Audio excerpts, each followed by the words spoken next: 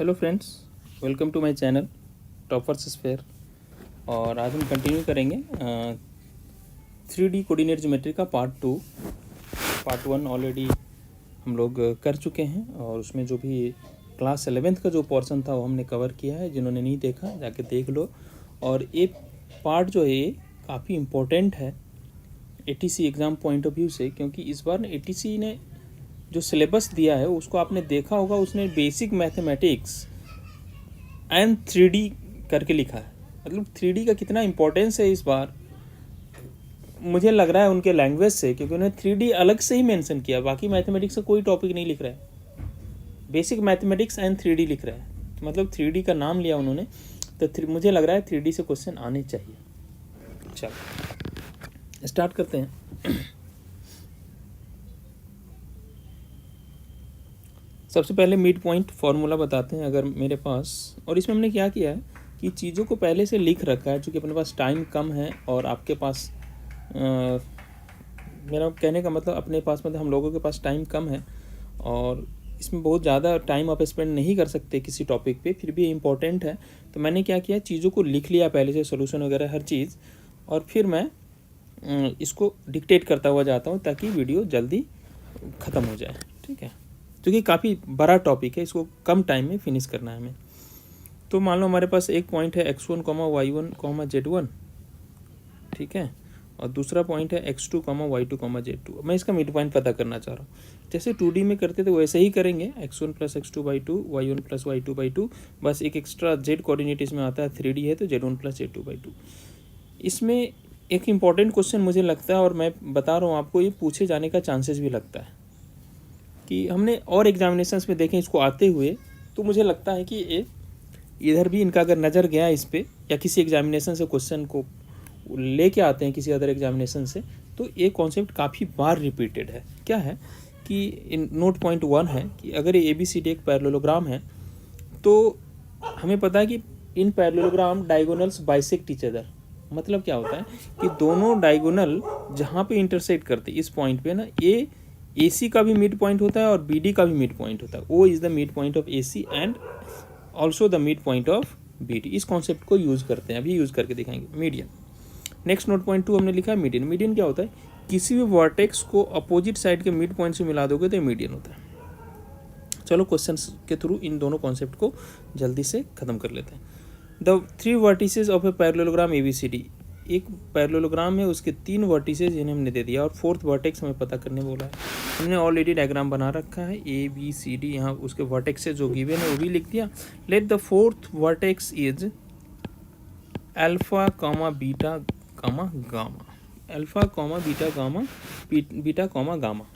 अब हमें पता है कि मिड पॉइंट ऑफ AC और mid point of BD same होता है, तो AC का मिड पॉइंट लिख लेते हैं। AC का मिड पॉइंट कैसे लिखेंगे, 3 + -1/2।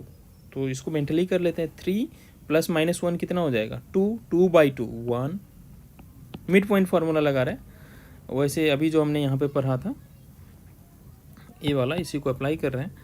तो y1 + y2 -1 + 1, 0/2 is 0 only, and 2 + 2, 4/2 is 2. This is the midpoint of AC. This must be equal to midpoint of BD. तो midpoint of BD पता करना चाहेंगे तो क्या हो जाएगा, अल्फा + 1/2, वैसे बीटा + 2/2 एंड गामा + -4/2। ये तीनों पॉइंट्स आ गए।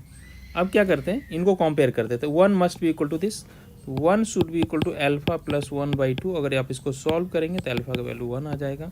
Similarly 0 must be equal to beta + 2/2, और इसको सॉल्व करेंगे तो बीटा का वैल्यू -2 आ जाएगा। उसी तरीके से अगर आप सॉल्व करेंगे 2 = गामा -4/2, तो ये 4 हो जाएगा, और इसको सॉल्व करेंगे तो गामा का वैल्यू आ जाएगा 8। तो ये हो गया fourth vertex, that is alpha, beta, gamma is this. एक क्वेश्चन अगर पूछा जाता है तो आप इस तरह से इसको कर लेना। ठीक है, मैं फिर बता रहा हूँ, इंपॉर्टेंट है। नेक्स्ट अगला कॉन्सेप्ट है, find the length of the median of the triangle with vertices. 3 vertex हमें गिवन है, मैंने डायग्राम ऑलरेडी बना रखा है। इसका लेंथ ऑफ मीडियन, मीडियन आपको पता है क्या होता है। यहाँ से अगर मैं इसके मिड पॉइंट को ज्वाइन करूँ तो ये लाइन जो होता है ये मीडियन हो जाता है, इसको D बोल दिया। हमें ए डी का लेंथ निकालना है। तो ये तो इसका मिड पॉइंट है, तो डी का कोऑर्डिनेट फिर से मिड पॉइंट फार्मूले से पता कर लेते हैं, है ना। ए बी सी है, ये बी सी का मिड पॉइंट है, तो क्या करेंगे 6 + 0/2 कितना हो जाएगा 3, 0 + 4/2 कितना हो जाएगा 2, एंड 0 + 0/2 0, ये हो गया। अब ए डी आ गया। अब ए डी का लेंथ निकालना है तो लगा लेंगे क्या, डिस्टेंस फार्मूला।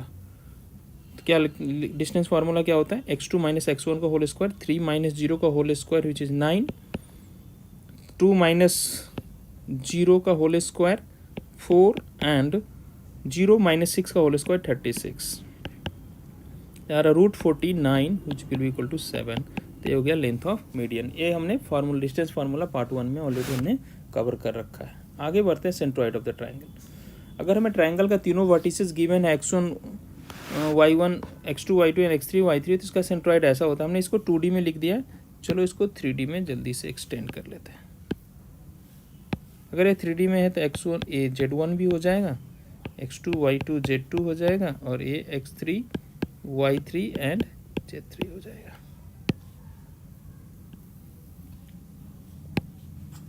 कॉमा, अगर हमें इसका z कोऑर्डिनेट चाहिए तो z1 + z2 + z3/3, ये इसका सेंट्रॉइड का फॉर्मूला हो जाएगा। ठीक है, सिंपली तीनों के x कोऑर्डिनेट को सम करके 3 से डिवाइड कर दीजिए, y कोऑर्डिनेट को सम करके 3 से डिवाइड कर दीजिए, और z कोऑर्डिनेट को सम करके 3 से डिवाइड कर दीजिए। एक क्वेश्चन हमने ले लिया है, एनसीईआरटी का।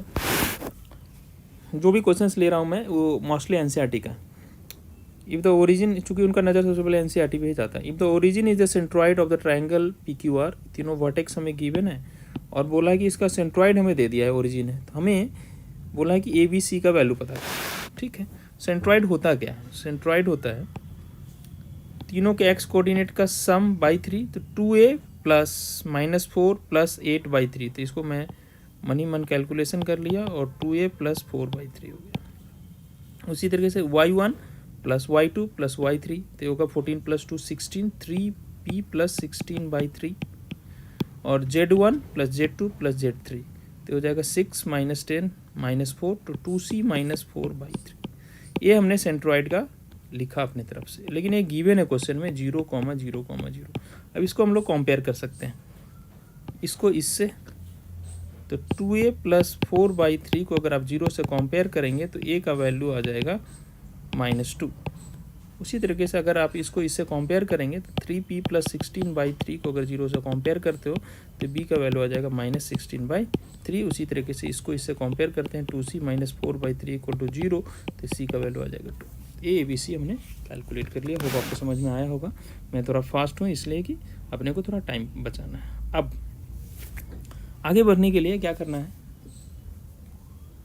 कुछ बेसिक्स हमें ध्यान में रखना है। क्या है बेसिक्स, अगर हमारे पास कहीं भी कोई पॉइंट दिया है 3D में 2, 3, -4 एग्जाम्पल के लिए, तो आप इसको वेक्टर में कन्वर्ट करने के लिए सिर्फ क्या करना है, 2 के साथ i लगा दो, 3 के साथ j लगा दो, 4 के साथ k लगा दो, है ना। सिंपली पॉइंट को वेक्टर में ले जाने के लिए पहले के साथ y, दूसरे के साथ j और तीसरे के साथ k लगा के लिख दो। अब अपने को वेक्टर दिया है, उसे एक पॉइंट बनाना है, कुछ नहीं करना, i j k को हटा के यहाँ लिख दिया -5 6, 3।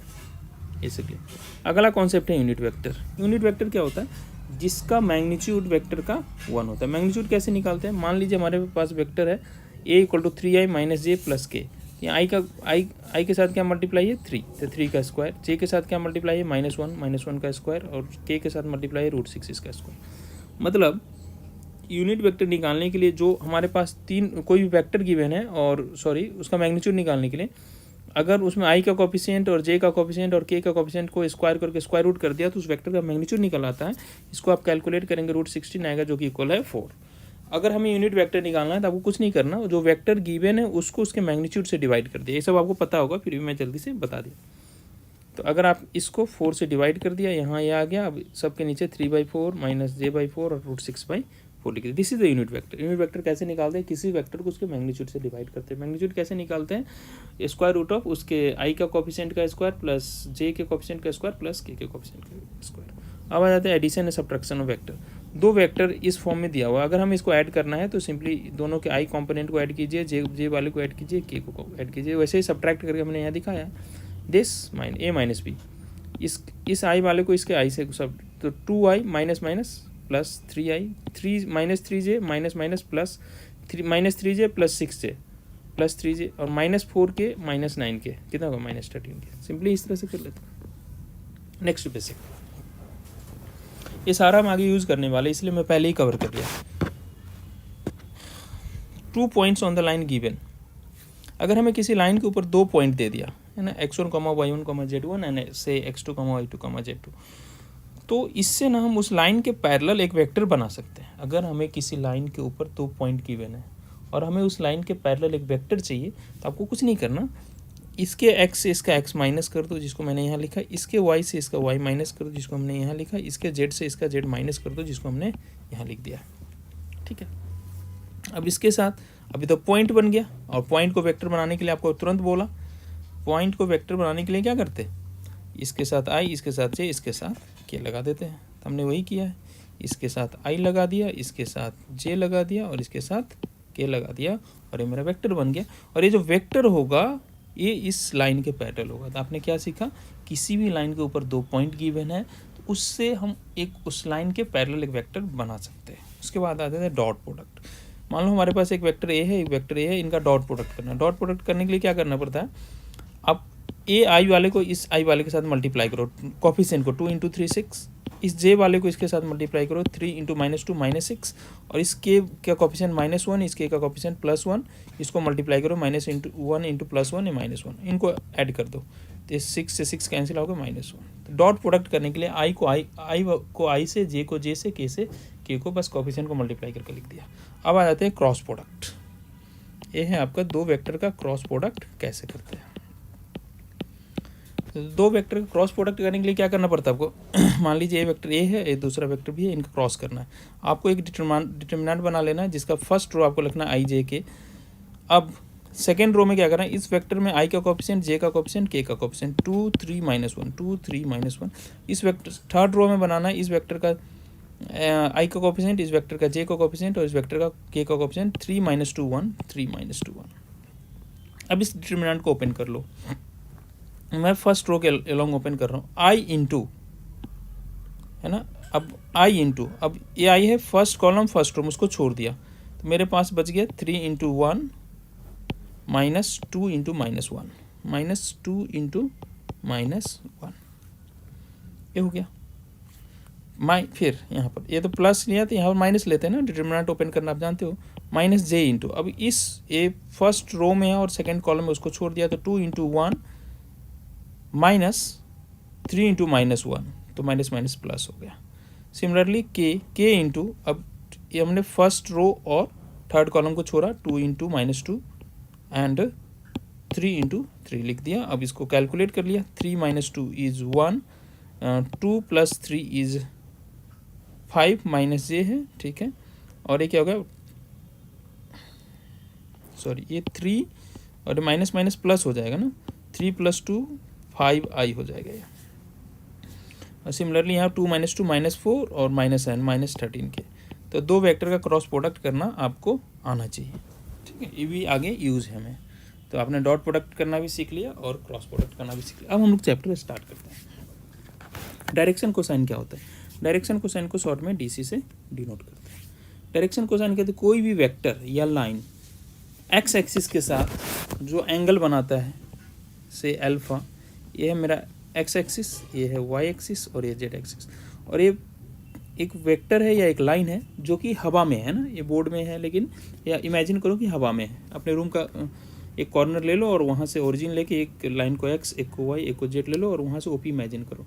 वो जो एक्स एक्सिस के साथ जो एंगल बनाता है उससे अल्फा, वाई के साथ बीटा और जेड के साथ गामा, ठीक है। नाम है इसका डायरेक्शन कोसाइन, मतलब इन एंगल्स के ऊपर आप कॉस लगा दो, cos alpha, cos beta and cos gamma को उसका डायरेक्शन कोसाइन बोलते हैं। उसको डिनोट करते हैं LMN से, ठीक है। क्या समझा आपने, डायरेक्शन कोसाइन बहुत ही इंपॉर्टेंट है।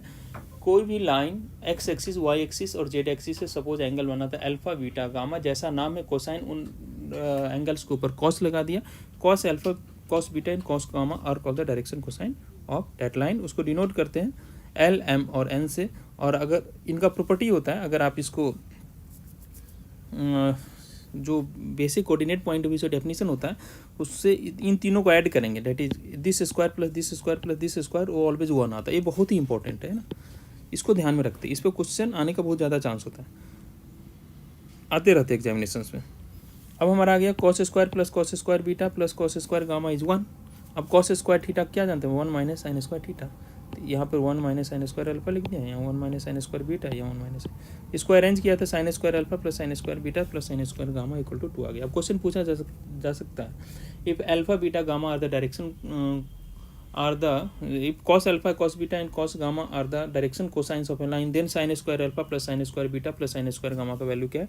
डायरेक्टली आने का चांसेस होता है ये सब क्वेश्चन, सीधा टू टिक कर देना, बहुत ही इंपॉर्टेंट है, फिर से मैं बता रहा हूँ, इसको ध्यान में रखना है अपने को। अब आते हैं, ये भी पूछा जा सकता है कि direction cosine of X axis क्या है।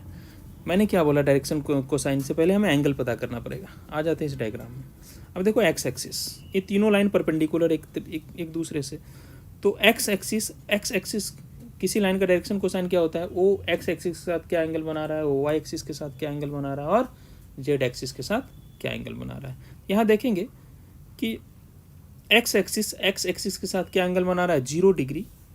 Y axis X axis Y axis के साथ कितना एंगल बना रहा है, तो 90 डिग्री। और एक्स एक्सिस जेड एक्सिस के साथ कितना एंगल बना रहा है, 90 डिग्री। तो अपना जो अल्फा बीटा गामा हो गया 0 डिग्री, 90 डिग्री एंड 90 डिग्री। तो direction cosine of X axis लिखना है तो होता है cos alpha cos beta and cos gamma. Cos 0 क्या होता है, 1, कॉस 90 1। तो 1, 0, is the direction cosine of X axis. Similarly direction cosine of Y axis. अब वाई एक्सिस कोई भी, अब वाई एक्सिस का अल्फा कितना, एक्स एक्सिस के साथ वो कितना एंगल बनाता है, 90। वाई एक्सिस के साथ वो कितना एंगल बनाता है, वाई एक्सिस को 0। और जेड एक्सिस के साथ कितना बनाएगा वाई एक्सिस, 90। इन तीनों के ऊपर हमने कॉस लगा दिया और हमें मिल जाएगा इसका डायरेक्शन कोसाइन, और यूज़ कर लिया कॉस 90 0, कॉस 0 1 और कॉस 90। सिमिलरली जेड एक्सिस के लिए अल्फा है 90, बीटा भी है 90, और जेड एक्सिस खुद के साथ 0 एंगल बनाता है, तो 90 90 0। अब इनके ऊपर कॉस लगा दो डायरेक्शन कोसाइन के लिए, तो ये हो जाएगा 0 0 1। ये भी पूछा जा सकता है कि एक्स एक्सिस का डायरेक्शन कोसाइन क्या है, वाई एक्सिस का डायरेक्शन कोसाइन क्या है, और जेड एक्सिस का डायरेक्शन कोसाइन क्या है, इसको ध्यान में रखा। एक छोटा सा क्वेश्चन ले लिया हमने एनसीईआरटी से। If a line makes angle 90 degree 60 degree and 30 degree with positive direction of X axis, तो ये क्या दिया है, X axis Y and Z axis, a alpha beta और गामा का वैल्यू दिया है। तो डायरेक्शन कोसाइन क्या होगा, cos alpha cos beta cos gamma. तो ये हो जाएगा कॉस 90 0, कॉस 60 1/2 एंड कॉस 30 √3/2। तो ये इसका डायरेक्शन कोसाइन हो गया। चलो आगे बढ़ते हैं। एटीसी में आया हो question, if a line makes equal angle with coordinate axis, मतलब ये तीनों एक्सिस से इक्वल एंगल बनाता है, मतलब इसका अल्फा, इसका बीटा और इसका गामा तीनों सेम है।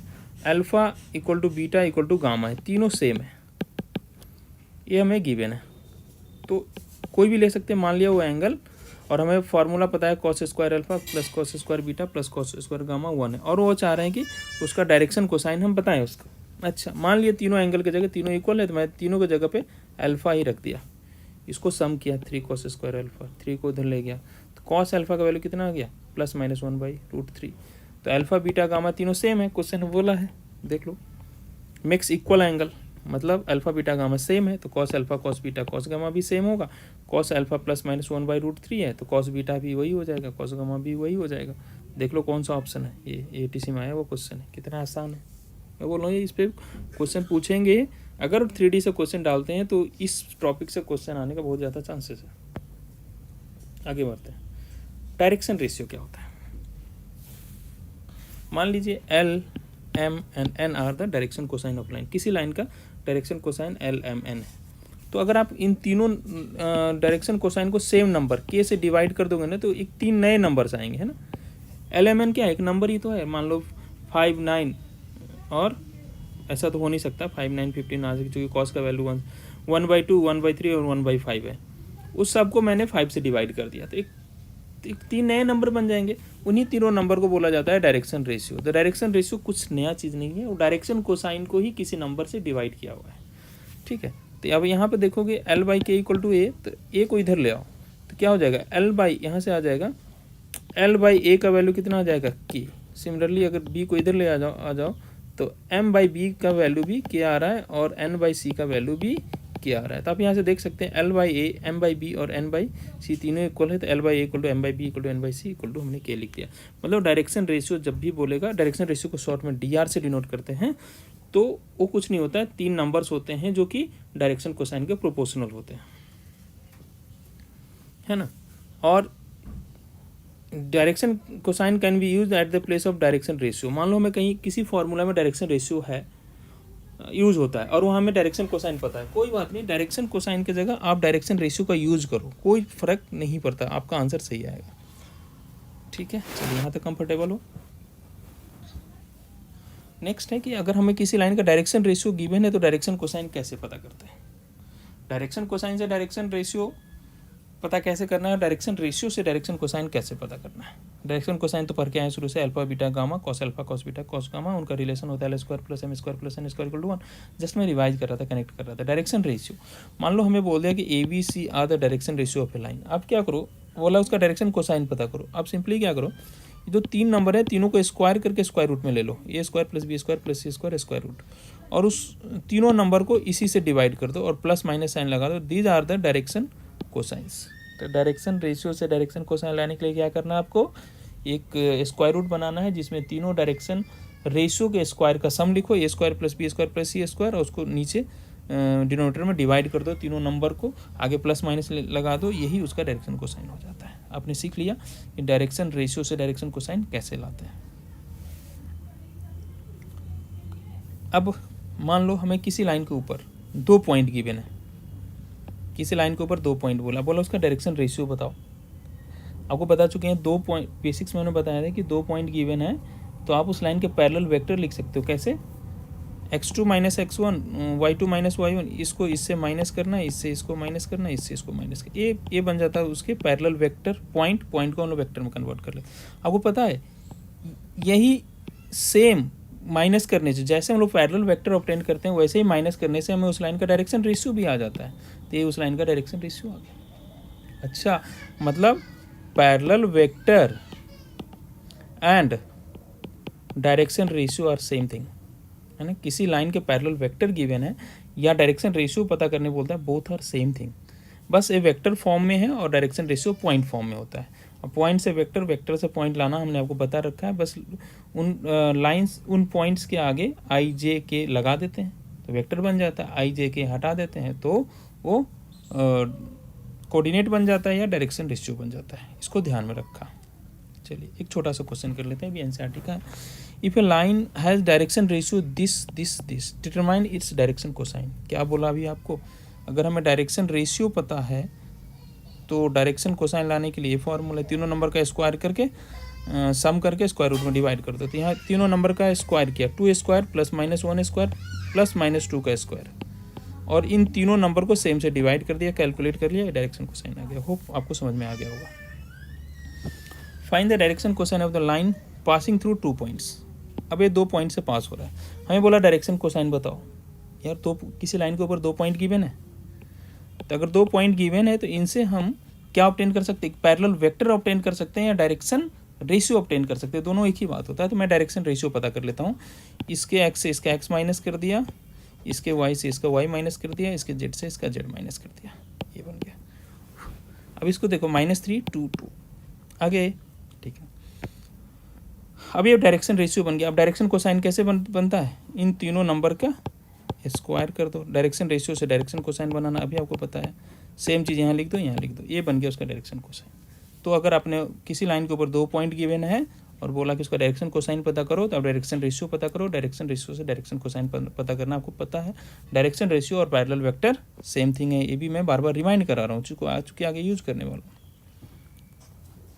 फिर से मैंने उसी कॉन्सेप्ट को लिखा, how to obtain direction ratio of a line when a vector parallel to a line is given. मैं क्या बोला, दोनों एक ही बात होता है। अगर ये वेक्टर बी जो है इस लाइन के पैरेलल है, ऐसा है, तो यही उसका डायरेक्शन रेशियो भी हो जाता है। तो इसको पॉइंट में कन्वर्ट कर दिया, 2 3 4 is the direction ratio of the line. चलो अब हम लोग आगे बढ़ते हैं।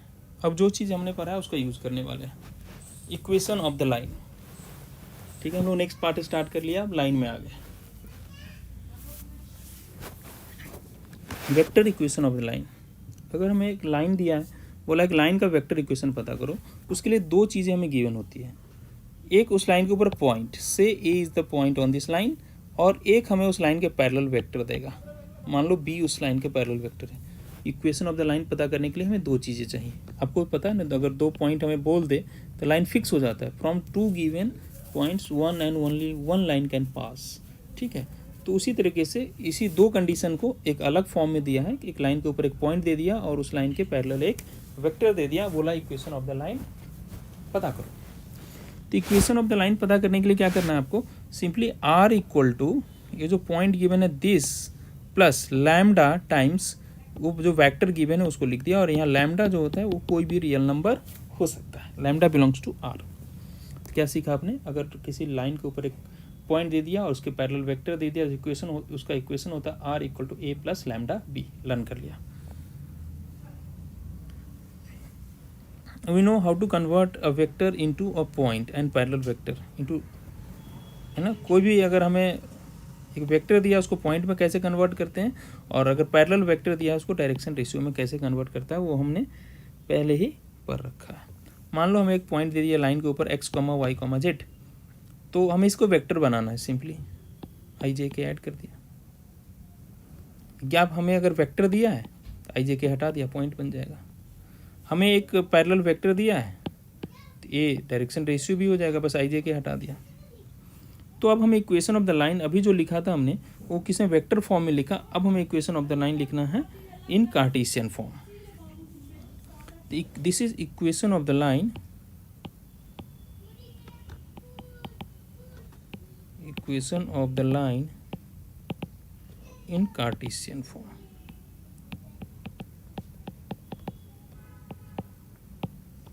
कैसे लिखते हैं, मान लो हमें लाइन के ऊपर तीन पॉइंट गिवन, एक पॉइंट गिवन है, से this is a point x1, y1, z1, और इसका डायरेक्शन रेशियो गिवन है ABC, है ना। ये वेक्टर तरीके से भी दिया जा सकता है कि एक वेक्टर है x1i plus y1j plus z1 के, और उसका पैरेलल वेक्टर है ai plus bj plus c के। ठीक है, तो वो या वेक्टर फॉर्म में दे, या हमें ऐसा बोल दे कि लाइन x1, y1, z1 से पास हो रहा है, उसका डायरेक्शन रेशियो ABC है। तो हम लोग direction equation of the line लिखते हैं x minus x1 divided by a equal to y minus y1 divided by b equal to z minus z1 divided by c। कैसे लिखते हैं line, x minus x1 divided by a equal to y minus y1 divided by b equal to z minus z1 by c। Equation of the line हमने दो तरीके से लिखना सीखा। अगर उसके ऊपर एक पॉइंट गिवन है वेक्टर फॉर्म में और उसके पैरेलल वेक्टर गिवन है r equal to A plus lambda b. अब उसी पॉइंट को हमें वो वेक्टर फॉर्म में नहीं देके हमें वो पॉइंट बता दिया कि x1, y1, z1 से पास कर रहा है लाइन, और उसके डायरेक्शन रेशियो ABC है, तो उसका इक्वेशन लिखते हैं कार्टेशियन फॉर्म में, वेक्टर फॉर्म में नहीं, x minus x1 by A, y minus y1 by B, z minus z1 by C. इसको लर्न कर लिया। अब मान लो ये सारा चीज़ पे हम क्वेश्चन करेंगे अभी तुरंत। मान लो हमें लाइन के ऊपर दो पॉइंट दे दिया x1, y1, z1 and x2, y2, z1। अब हमें बोला कि आप लाइन के इक्वेशन तो हमने लर्न कर रखा है क्या, x minus x1, y minus y1, z minus z1 divided by ABC। x1, y1, z1 क्या होता है, जिस पॉइंट से लाइन पास करता है। पॉइंट तो गिवन है तो मैंने यहाँ पे उसको रख दिया, लेकिन अब डायरेक्शन रेशियो नहीं पता, लेकिन हमें लाइन के ऊपर दो पॉइंट गिवन है। तो क्या आपको मैंने बताया है कि लाइन के ऊपर दो पॉइंट होता है तो डायरेक्शन रेशियो कैसे पता करते हैं, सिंपली उसके x कोऑर्डिनेट का डिफरेंस, y कोऑर्डिनेट का डिफरेंस और z कोऑर्डिनेट का डिफरेंस, जो a बन गया x2 माइनस x1, b बन गया y2 माइनस y1, और c बन गया z2 माइनस z1। तो ये हो गया equation of the line when two points are given. हमने तीन तरीके से इक्वेशन ऑफ द लाइन लिखना सीखा, r equal to A plus lambda B, दूसरा x minus x1 by A equal to y minus y1 by B equal to z minus z1 by C, तीसरा x minus x1 by x2 minus x1, y minus y1 divided by y2 minus y1 and z minus z1 divided by z2 minus z1। चलो question कर लेते हैं, easy कुछ questions NCERT से लिए हैं, और पूछेंगे तो यहीं से पूछेंगे। Find the vector and Cartesian equation, दोनों पूछ रहा है। Equation of the line through the point, एक पॉइंट दे दिया लाइन के ऊपर और उसके पैरेलल एक वेक्टर दे दिया। वेक्टर इक्वेशन क्या होता है, r equal to A plus lambda b. तो अब हमारे पास जो पॉइंट है 5, 2, -4, हमें तो वेक्टर चाहिए, तो उसको वेक्टर बना दिया। वेक्टर ए कैसा हो जाएगा, बस आई जे के इन तीनों में लगा दिया। Equation is r equal to A plus 5a plus 2j minus 4k plus lambda times b vector क्या है, यही वेक्टर जिसके जो इसके पैरेलल वेक्टर होता है वही बी होता है। तो 3i plus 2j minus 8k। चलो कितना आसान है। अब बोला कि इसका कार्टेशियन फॉर्म भी चाहिए। कार्टेशियन फॉर्म क्या होता है, x minus x1 by A, y minus y1 by B equal to z minus z1 by c. Point पता है क्या, हाँ ये है ना पॉइंट, 5 2 माइनस 4 होता है, हो गया x minus 5 y minus 2 and z minus minus 4 z plus 4। और ए बी सी लिखना है जो उसका डायरेक्शन रेशियो होता है। पैरेलल वेक्टर और डायरेक्शन रेशियो एक ही बात है। तो पैरेलल वेक्टर है क्या, 3 2 माइनस 8, तो 3 2 minus 8। This is the Cartesian equation of the line. जो पूछेगा आप, ये सब ऑप्शंस में गिवन होगा, आप पट से कर लेना। एक और क्वेश्चन लेते हैं, ये भी एनसीईआरटी से। Find the vector equation of the line passing through this and this. Vector equation of the line क्या होता है, ए प्लस लैम्डा बी। ए क्या होता है, उसके ऊपर एक पॉइंट हो जिसको वेक्टर में कन्वर्ट करना, और बी होता है उसके पैरेलल वेक्टर। तो पॉइंट तो चलो इससे मैं बना लिया, इस पॉइंट को वेक्टर में कन्वर्ट कर दिया, आई जे के इन तीनों पॉइंट इन तीनों के साथ लगा दिया, माइनस आई 0j 2k। हमें अब एक वेक्टर चाहिए, इसको पैरेलल है। तो वेक्टर तो हमें पता नहीं, लेकिन डायरेक्शन रेशियो पता कर सकते हैं। डायरेक्शन रेशियो कैसे पता कर लेते हैं, इसके x से इसका x माइनस कर दो, 3 minus minus 1 which is 4 minus 0, ये भी 4 हो गया, एंड 6 माइनस 2, ये कितना हो गया 4। ये हो गया इसका डायरेक्शन रेशियो। और डायरेक्शन रेशियो और पैरेलल वेक्टर एक ही बात होता है। तो b क्या हो जाएगा, 4i 4j 4k, 4i 4j 4k। अब हमें उस लाइन के ऊपर a भी मिल गया, b भी मिल गया, तो सिंपली आप इसमें रख दीजिए, है ना। a की जगह इसको रख दो, b की जगह इसको रख दो, और आपका आंसर आ जाएगा। क्लियर, चलिए आगे बढ़ते हैं। इस बार बोला है Cartesian equation of the line दे दिया है। Find the vector equation. Cartesian equation कैसा होता है, x minus x1 by A, Y minus Y one B and z minus z1 by C. इससे इसको कंपेयर किया। एक किस लाइन का इक्वेशन होता है, जो कि x1 y1 z1 से पास करता है, और जिसका direction ratio A B C होता है, जिसका parallel vector A I plus B J plus C K होता है। अब इसको उस फॉर्म में लेके गए, जो हमारा लाइन है x प्लस 3, लेकिन हमें x माइनस x1 चाहिए, उसको लिख देंगे x माइनस माइनस 3, ये x प्लस 3 हो जाएगा, है ना। y माइनस 5 ठीक है, z प्लस 6 को लिख दिया z माइनस माइनस 6 बाई। अब पॉइंट क्या क्या हो जाएगा, ये तीनों पॉइंट होता है, उसे कंपेयर किया तो पॉइंट्स हो गया -3 5 एंड -6। ये तीनों इस फिक्स पॉइंट से पास हो रहा है। पैरेलल वेक्टर क्या होता है, जो उसका डायरेक्शन रेशियो होता है वही parallel vector 2i 4j plus 2k, parallel vector 2i 4j plus 2k। अब हमें उस लाइन के ऊपर पॉइंट भी पता हो गया और उसका वेक्टर भी पैरेलल वेक्टर भी पता हो गया। तो लाइन क्या होता है, r equal to a plus lambda b। A की जगह आप रख दो -3i plus 5j minus 6k, और बी की जगह इसको रख दो, आपका आंसर आ जाएगा। चलिए आगे बढ़ते हैं। अगर डाउट है दोबारा सुन लो उसको। आगे आते हैं, एंगल बिटवीन टू लाइंस। हमारे पास एक लाइन है जिसका direction ratio a1 b1 c1 है, दूसरा लाइन है a2 b2 c2। इनके बीच में एंगल चाहिए। मैंने दोनों लाइन बनाया, मान लो इसके बीच का एंगल ले लिया, ठीक है। तो एंगल कैसे निकालते हैं, आप ये फार्मूला लर्न कर लो, ठीक है। और ये ऐसा ही सिमिलर फार्मूला आगे प्लेन के लिए है, एक बार लर्न करो, दोनों में यूज़ करो। a1 into a2 plus b1 into b2 plus c1 into c2, ये हमने लिख लिया, divided by square root of a1 square b1 square c1 square a2 square b2 square c2 square. जैसे ही कॉस थीटा आ गया, अब theta चाहिए तो इसको इधर ले आते हैं, कॉस इनवर्स, आपका आंसर आ जाएगा। अगर मान लो हमें डायरेक्शन रेशियो की जगह डायरेक्शन कोसाइन दे दिया, इस लाइन का डायरेक्शन कोसाइन दे दिया हमें L1 M1 N1, और इस लाइन का डायरेक्शन कोसाइन दे दिया L2 M2 M2, और हमें इसका एंगल चाहिए इसके बीच का। तो क्या होगा, L1 into L2 plus M1 into M2 plus N1 into N2, ये इसके बीच का एंगल हो जाता है कॉस थीटा। तो फिर थीटा क्या हो जाएगा, कॉस इनवर्स, जो इधर लिखा हुआ है। चलो क्वेश्चन के थ्रू समझेंगे आगे। अब आ जाता है, जैसे हमने पहले भी देखा कि पैरेलल और परपेंडिकुलर के लिए क्या करते हैं, लाइंस के उसमें तो अगर दो लाइन पैरेलल है तो सिंपली क्या करना है, दोनों का डायरेक्शन रेशियो है ना A1/A2 equal to B1/B2 equal to C1/C2। Simply ये चेक कर लो, ये पैरेलल और कॉलिनियर दोनों के लिए कंडीशन है। अगर वो परपेंडिकुलर करना है तो आपको ये फार्मूला लर्न करना है A1 + A2 + B1 × B2 + C1 × C2, मतलब A1 × A2 + B1 × B2 + C1 C2 equal to 0। अब अभी आपको मैंने क्या बताया, angle between the two lines, अगर उसका डायरेक्शन रेशियो अपने को पता है A1, B1, C1, A2, B2, C2, तो एंगल होता है cos theta equal to A1 A2 + B1 B2 + C1 C2 divided by square root into square root. Square root के अंदर क्या होता है A1² + B1² + C1² and A2² + B2² + C2²। वहाँ से थीटा निकाल लेते हैं। अगर डायरेक्शन कोसाइन गिवन है L1 M1 N1 and L2 M2 M2 दोनों लाइन का, तो L1 × L2 + M1 × M2 + N1 × N2।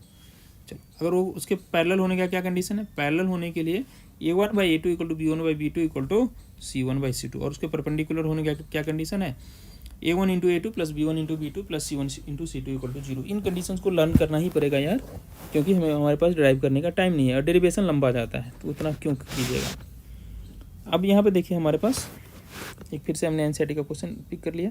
Find the angle between the pair of given lines. R equal to, एक लाइन है R equal to A + λB, R equal to A + μB, है ना। Line का equation किस form में होता है, ऐसे ही तो होता है R equal to A + λ times B, तो ऐसा ही गिवन है। मतलब ये वेक्टर उस लाइन के पैरेलल है और ये भी वेक्टर उस लाइन के पैरेलल है, ठीक है। इनके बीच का एंगल चाहिए, जो दो लाइन के बीच में एंगल होता है ना वही।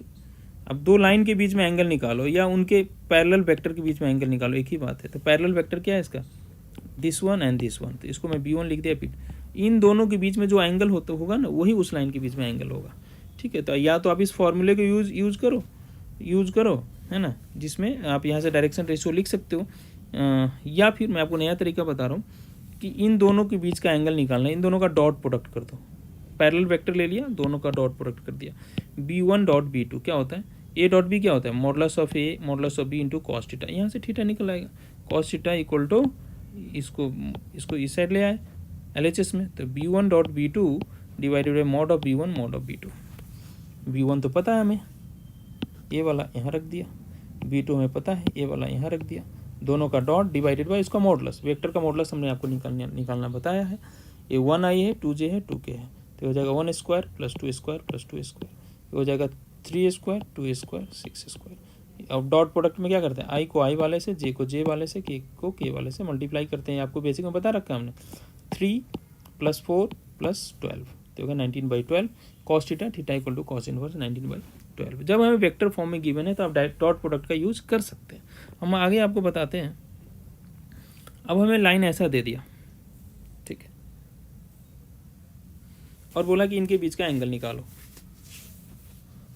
तो ये तो हमें किस फॉर्म में दिया है, कार्टेशियन फॉर्म में दिया है। तो एंगल के लिए हमने आपको फॉर्मूला क्या लर्न कराया, A1 उसका डायरेक्शन रेशियो पता कर लो, A1 A2 + B1 B2 + C1 C2 divided by denominator ऐसा है, तीन का डायरेक्शन रेशियो। लाइन ऐसा है तो नीचे जो लिखा होता है वही डायरेक्शन रेशियो होता है। तो पहला लाइन का डायरेक्शन रेशियो है 3 5 4, दूसरे लाइन का डायरेक्शन रेशियो है 1 1 1 2 cos थीटा। उस फार्मूले में A1 B1 C1 पता होगा, A1 × A2 + B1 × B2 C1 × C2 इसमें रख दो और आप कैलकुलेट कर लो। होप आप कैलकुलेट कर लोगे, मैं कैलकुलेट नहीं कर रहा, थोड़ा टाइम बचाना है। अब आगे ये क्वेश्चन मुझे लगता है कि थोड़ा डिफिकल्ट है, अगर वो पूछा जाएगा तो ये भी इस तरह का क्वेश्चन पूछा जा सकता है आपसे। ये भी एनसीईआरटी का क्वेश्चन है, ठीक है। Find the value of P so that this two lines are at right angles. अब ये दोनों लाइन राइट एंगल पे है, तो अपने P का वैल्यू निकालना। सबसे पहले हमें ये देखना है कि राइट एंगल का कंडीशन हमने लर्न किया है A1 A2 + B1 B2 + C1 C2 equal to 0। लेकिन ये फॉर्मूला कब अप्लाई करते हैं, जब हमारा लाइन स्टैंडर्ड फॉर्म में हो। स्टैंडर्ड फॉर्म कैसा होता है, x - x1/a y - y1/b equal to z - z1/c। यहाँ x का कोफिशिएंट, y का कोफिशिएंट, z का कोफिशिएंट क्या होना चाहिए, 1 होना चाहिए। लेकिन यहाँ पे आप देखेंगे जो हमें पहला लाइन दिया है यहाँ x y का कोफिशिएंट 1 नहीं है, कुछ 7y है, यहाँ -1x है। तो पहले हमें वैसा बनाना पड़ेगा। इसके लिए क्या करते हैं, इसमें 1 - x में माइनस कॉमन ले लेते हैं, तो x -1 हो जाएगा, माइनस अंदर ले जाके देखो -x+1 ऐसा ही आने लगेगा बाई 3। यहाँ से हमने 7 कॉमन ले लिया, क्योंकि y का कोफिशिएंट 1 होना चाहिए तो हमें 7 बाहर निकालना पड़ा, तो 7y - 14 से 7 कॉमन लिखेंगे तो ऐसा आ जाएगा बाई 3 ऐसा। अब ये माइनस साइन को हमने क्या कर दिया, इसको नीचे लेके गए 3, ये 7 भी ऊपर नहीं होना चाहिए तो नीचे लेके गए तो 3/7/2। अब हमें इस लाइन का ए स्टैंडर्ड फॉर्म में आ गया, x - x1 y - y1 z - z1 by a by b by c. तो ए बी सी क्या होता है, उसका डायरेक्शन रेशियो होता है। यहाँ से A1 B1 और C1 का वैल्यू -3 3/7 आ गया। सिमिलरली सेकेंड लाइन भी जो हमें गिवन है स्टैंडर्ड फॉर्म में है नहीं, x का कोफिशिएंट 1 है नहीं, तो मैंने क्या कर लिया, पहले इन दोनों से -7 कॉमन ले लिया, ये तो ठीक है, और इससे -1 कॉमन ले लिया। अब इस -7 को नीचे लेके गए तो हो जाएगा 3p/-7, ये तो ठीक है, इस माइनस को z - 6/-5। अब यहाँ पे A2 B2 और C2 का वैल्यू आ गया, A2 इज़ 3p/-7, B2 का वैल्यू 1 और C2 का वैल्यू -5। ये आ गया A1 B1 C1 A2 B2 C2। अब हमें बोला है क्या कि दोनों राइट एंगल पे है, तो राइट एंगल के लिए कंडीशन क्या है, A1 A2 plus B1 B2 plus C1 C2 equal to 0। अब मेरे पास A1 A2 भी है, A1 A2 इन दोनों को मल्टीप्लाई किया, यहाँ लिख दिया, B1 B2 को मल्टीप्लाई किया, यहाँ लिख दिया, C1 C2 को मल्टीप्लाई किया, यहाँ लिख दिया, और इसको सिंप्लीफाई किया हमने, ये सिंपल एलसीएम वगैरह लिया है, और P का वैल्यू 69/7 आ गया, जो कि आप वीडियो पॉज करके देख लो। ये आपको नोट्स तो मैं देने ही वाला हूँ, तो ये आपको पता चल जाएगा, है ना, ये तो सभी को पता है। Next concept, that is shortest distance between the two lines. अब हमारे पास दो लाइन है, A1 plus λB1 and A2 plus λB2, और हमें इन दोनों के बीच का शॉर्टेस्ट डिस्टेंस निकालना है। तो दो फार्मूला होता है इसमें, या तो ये दोनों वेक्टर पैरेलल है तब, या ये दोनों वेक्टर पैरेलल नहीं है तो दो वेक्टर पैरेलल कैसे पता चलता है, एक वेक्टर दूसरे वेक्टर के पैरेलल है।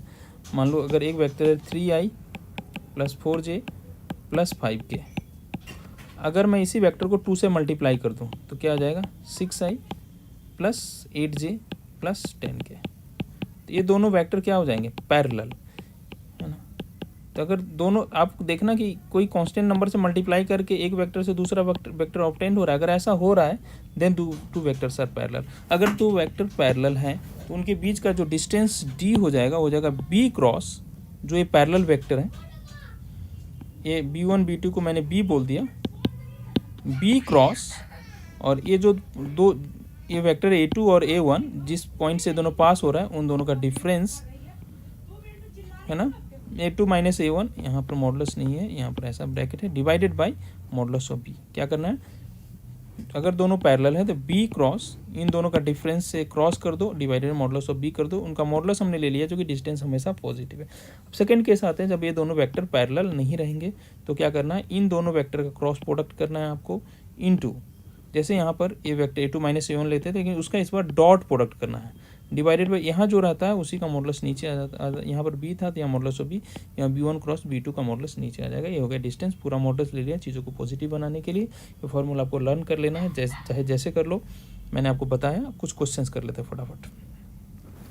Find the distance between the lines L1 and L2। हमें दो लाइन गिवन है, R equal to A plus lambda B और A1 plus lambda B and this is A2 plus lambda B2।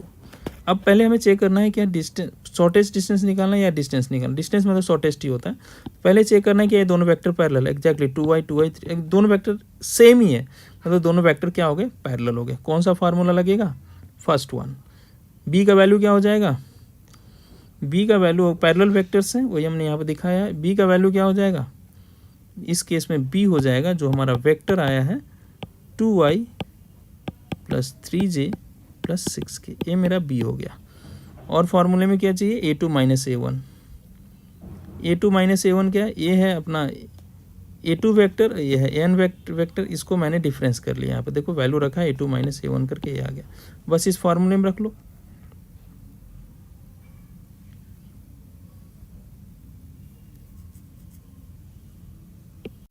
Okay, यहाँ formula में actually यहाँ पर cross है, तो यहाँ पर क्रॉस होना चाहिए, ठीक है। तो b क्रॉस, अब b तो हमें पता चल चुका है, जो पैरेलल वेक्टर है A2 माइनस A1, मैंने इन दोनों वेक्टर को माइनस कर लिया है, तो ये कितना आ गया ये आ गया। अब इसको इससे क्रॉस करना है। क्रॉस करना आपको बेसिक में मैंने बता रखा है, 2i plus 3j plus 6k cross minus 2i minus j plus k को क्रॉस करना है। क्रॉस करते हैं हम लोग डिटर्मिनेंट की हेल्प से। यहाँ लिखते हैं, बेसिक जाके देखो हमने कैसे बताया था, आई जे के एक करके भी दिखाया था मैंने, 2 3 6 और -2 -1 और 1।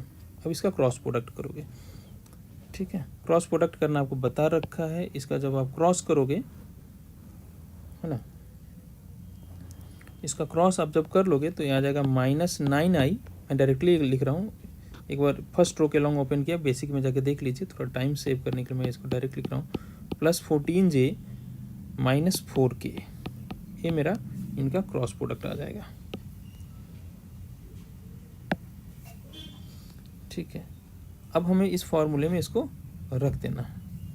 इस फॉर्मूले में क्या करना है आपको, इनको क्रॉस कर लिया तो न्यूमरेटर आ रहा है आपका -9i plus 14j minus 4k, that is ये इनका क्रॉस प्रोडक्ट ये आ रहा है। नीचे कितना आ रहा है, 4 प्लस 9 13 प्लस 36 √49 ये आ रहा है। और पूरे का हमें क्या लिखना है, मॉडुलस लेना है, प्लस क्योंकि डिस्टेंस है तो मॉडुलस ही लेना पड़ेगा d। अब किसी वेक्टर का मॉडुलस कैसे निकालते हैं, √9 का स्क्वायर प्लस 14 का स्क्वायर प्लस -4 का स्क्वायर डिवाइडेड बाई 7। इसको आप सम करेंगे, √293 आ जाएगा by 7। This is the distance between this two lines. एक और क्वेश्चन कर लेते हैं, find the shortest distance between this two lines. इस बार जो दोनों लाइन है हमने वो वाला क्वेश्चन लिया है जिसमें दोनों पैरेलल नहीं है। अब यहाँ पे देखिए ये दोनों लाइन पैरेलल नहीं है। अब इन दोनों वेक्टर को देखो, ये दोनों अलग अलग वेक्टर है और किसी एक वेक्टर को किसी नंबर से मल्टीप्लाई करोगे तो दूसरा आएगा भी नहीं। मतलब both line check for parallel lines, obviously this two vectors are not parallel. तो फार्मूला क्या क्या लगेगा, b1 क्रॉस b2 दिस, इसका मॉडुलस, ठीक है। अब देखो b1 क्रॉस b2 करना पड़ेगा। b1 क्रॉस b2 क्या होता है, b1 क्रॉस b2 होता है ये जो दो वेक्टर है दोनों का क्रॉस प्रोडक्ट है ना, जो पैरेलल वेक्टर है। मैंने इन दोनों वेक्टर का क्रॉस प्रोडक्ट किया, ठीक है। यहाँ लिख दिया आई जे के, आपको पता है क्रॉस प्रोडक्ट कैसे करते हैं। और फिर फाइनली आप क्रॉस कर लेना, और इसका b1 क्रॉस b2 करने के बाद जो वेक्टर आएगा वो आपका आएगा 3i और -j -7k। ये मेरा b1 क्रॉस b2 आ गया। अब डिस्टेंस b1 क्रॉस b2 आ गया आपका 3i -j -7k। कर लेना, ठीक है। आगे क्या करना है इस फॉर्मूले में, और क्या रिक्वायरमेंट है, a2 -a1। a2 -a1 क्या होता है, ये दोनों वेक्टर का सब्ट्रैक्शन। चलो a2 -a1 मैंने कर लिया है, i से i माइनस किया, j से j माइनस किया, है ना, प्लस j और -j कैंसिल आउट हो गया, k तो इधर है ही नहीं तो -k -0, ये हो गया a2 -a1। अब आपको क्या करना है, इस फार्मूला का सब चीज़ हमको पता चल चुका है, ये भी पता हो गया, ये भी पता हो गया, इन दोनों का डॉट करना है। तो मैंने क्या कर लिया, अच्छा कर लेते हैं डॉट, तो चलो डॉट करके लिख देते हैं,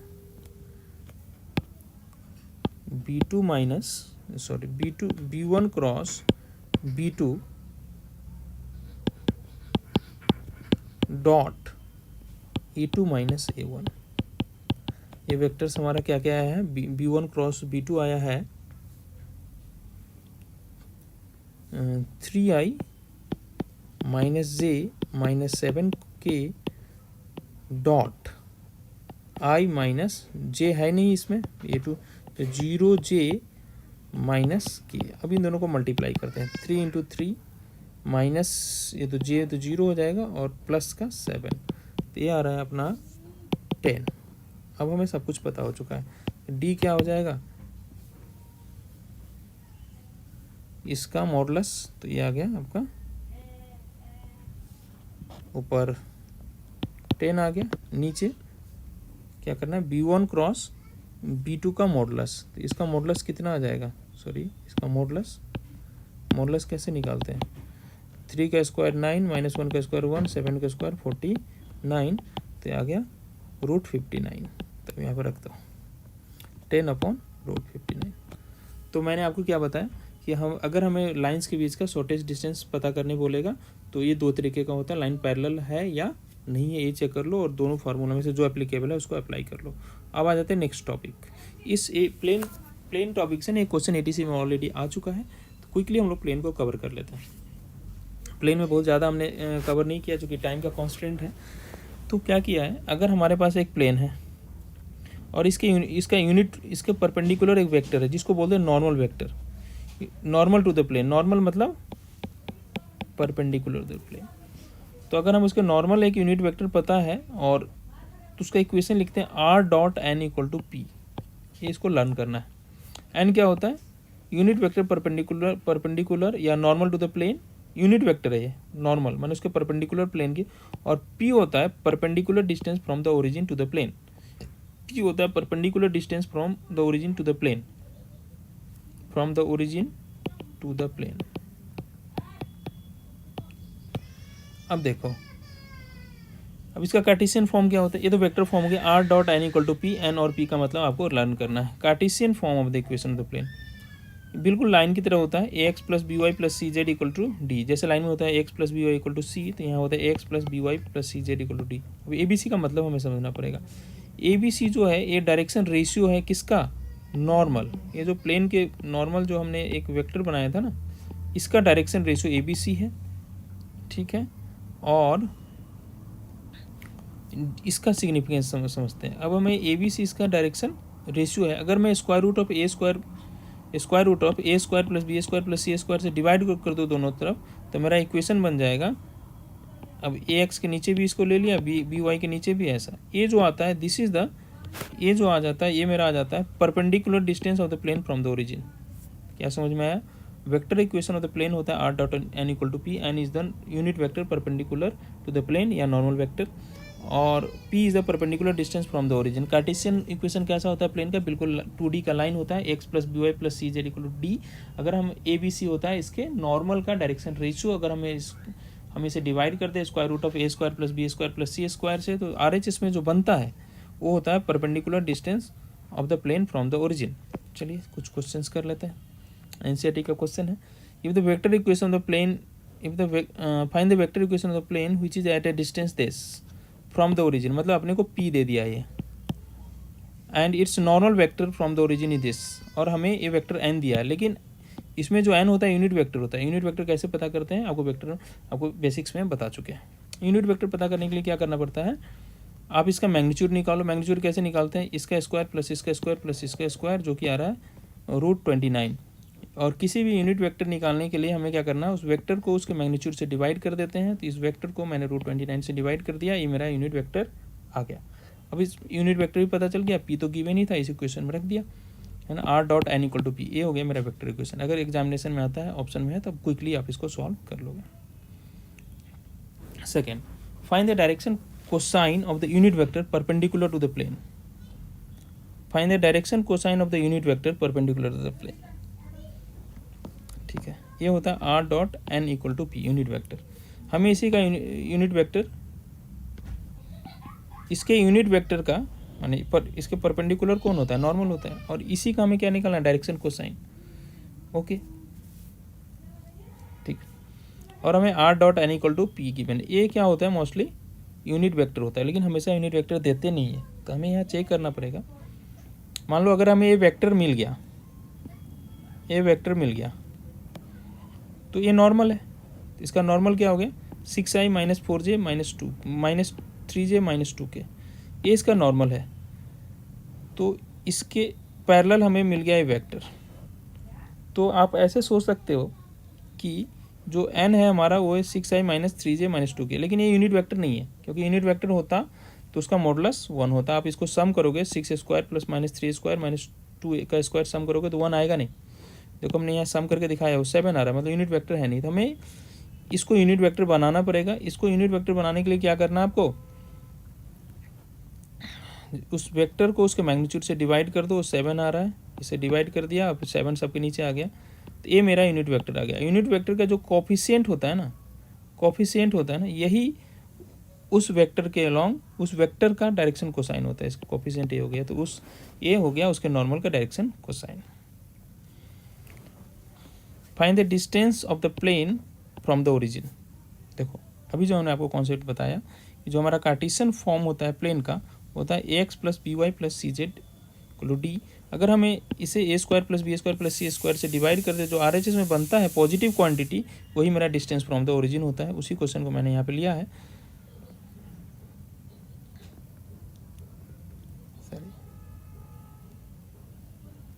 ये हमें ऐसा दिया हुआ है कार्टेशियन इक्वेशन, हमें इसे चाहिए perpendicular distance from the origin. तो मैं -6 को इधर ले गया, अब square root of 2 square 3 minus 3 square 4 square से डिवाइड किया। ये जो आता है यही मेरा होता है perpendicular distance from the origin. इसको कैलकुलेट करेंगे 4 + 9 + 16 29, this is the perpendicular distance from the origin. अगर ये नेगेटिव आता है तो मॉडुलस लेके इसको आपको पॉजिटिव बना देना है, क्योंकि डिस्टेंस कभी नेगेटिव नहीं होता है। ठीक है, अब ऑलमोस्ट लास्ट कॉन्सेप्ट आ गया है। अब angle between the two plane है ना, दो प्लेन के बीच का एंगल जो होता है वो उनके नॉर्मल के बीच का एंगल होता है। अगर हमारे पास दो प्लेन है r1 dot n1 equal to p1 और r.n2 इक्वल टू p2, तो उनके नॉर्मल के बीच का एंगल निकाल लो। और दो वेक्टर के बीच का एंगल कैसे निकालते हैं, उनका dot product, sorry n1 dot n2 equal to a dot b equal to mod of a mod of b cos theta, यहाँ से cos थीटा निकालेंगे। जब भी हमें वेक्टर इक्वेशन दे दे है ना उसका, तो सिंपली जैसे लाइन में करते थे, दो लाइन का अगर वेक्टर इक्वेशन है तो उनके पैरेलल लाइंस के बीच का डिस्टेंस निकाल लेते हैं। उसी तरीके से अगर हमें दो प्लेन का वेक्टर इक्वेशन है तो उनके नॉर्मल के बीच का एंगल निकाल लो, वही आपका आंसर हो जाएगा। मान लो हमें इक्वेशन दे दिया है कार्टेशियन फॉर्म में, a1x plus b1y plus c1z equal to d1, a2x plus b2y plus c2z equal to d2। हमें बोल दिया इनके बीच का एंगल निकालो, जैसा लाइन में करते थे a1 a2 plus b1 b2 plus c1 c2 divided by उन्हीं का स्क्वायर। बस मैं बोला था लाइन में लर्न करो, दोनों जगह यूज़ करो, इसको यूज़ कर लो, यहाँ से थीटा निकाल सकते हो कॉस इनवर्स। अब पैरेलल लाइन में पैरेलल लाइन होने का क्या कंडीशन होता था, a1/a2 equal to b1/b2 equal to c1/c2। यहाँ भी सेम कंडीशन है। परपेंडिकुलर के लिए जो लाइन में कंडीशन होता था वही कंडीशन यहाँ भी लिखा हुआ है, लाइन में लर्न किया, यहाँ भी यूज़ करते हैं। Find the angle between the two planes, इन दोनों एंगल प्लेन के बीच में एंगल निकालना है। तो लिख लो a1 का वैल्यू क्या है, इसमें a1 का वैल्यू आ रहा है 6, b1 का वैल्यू आ रहा है -6 और c1 का वैल्यू आ रहा है 2। सिमिलरली a2 का वैल्यू आ रहा है 2, b2 का वैल्यू आ रहा है 2 और c2 का वैल्यू आ रहा है -2। इस फॉर्मूले में रख दो, आपका आंसर आ जाएगा। चलो कैलकुलेट कर लेना, बस हमें आपको अवेयर कराना था कि ऐसे लिखते हैं। अब लास्ट कॉन्सेप्ट जो एटीसी में आया हुआ है उसको कवर कर लेते हैं। Equation of the plane parallel to a given plane. अगर हमारे पास एक प्लेन है, बोला इसके पैरेलल एक प्लेन है, तो उसका इक्वेशन क्या होता है, ये पार्ट तो सेम रहता है, सिर्फ कांस्टेंट चेंज कर देते हैं। और कांस्टेंट को पता करने के लिए हमें कुछ कंडीशन होता है। चलो एक एटीसी का क्वेश्चन देख लेते हैं। The equation of the plane which passes through the point this and parallel to this. हमारे पास जो लाइन गिवन है, तो प्लेन गिवन है 2x minus 5y minus 7z equal to 6। मैं आपको क्या बोला, इसके जो पैरेलल प्लेन होगा उसमें सिर्फ फर्क किसका आएगा, इस कांस्टेंट का। तो इस 6 की जगह लैम्डा। अब लैम्डा कैसे पता चलेगा, तो ये प्लेन जो है इस पॉइंट से पास हो रहा है, तो अगर कोई लाइन या प्लेन किसी पॉइंट से पास हो रहा है तो उसको सेटिस्फाई करेगा। तो x की जगह 2, y की जगह -3 और z की जगह हमने 4 रख दिया। तो 2 × 2 -5 × -3 -7 × 4 इक्वल टू लैम्डा। और इसको आप कैलकुलेट कर लो, ये कितना आ जाएगा, 4 + 15 -21 इक्वल टू लैम्डा। तो ये कितना आ रहा है 19, लैम्डा का वैल्यू -2। तो अब यहाँ लैम्डा की जगह -2 रख दो और आपका आंसर आ जाएगा। देख लो कौन सा है, 2x minus 5y minus 7z। कोई भी मैच नहीं कर रहा है, हमने कुछ मिस्टेक कर दिया है। चलो चेक कर लेते हैं, 2x minus 5y minus 7z। ठीक है, x की जगह 2, y की जगह -3 एंड z की जगह हमने 4 रखा। ओके, 2 × 2 -5 × -3 एंड -7 × 4, तो +15 माइनस का 28 आ जाएगा। ये तो ये कितना हो जाएगा, 19 हो जाएगा, माइनस का 9। तो यहाँ पर -9 रख दो लैम्डा की जगह पे, तो कौन सा हो जाएगा देख लो, -9 इधर आके RHS में आके +9 हो जाएगा। Option number c is the correct option. Hope आपको समझ में आया होगा। चलिए ऑल द बेस्ट, और भी जो पॉसिबल टॉपिक होगा हम कोई रिवीजन में डालेंगे। ओके।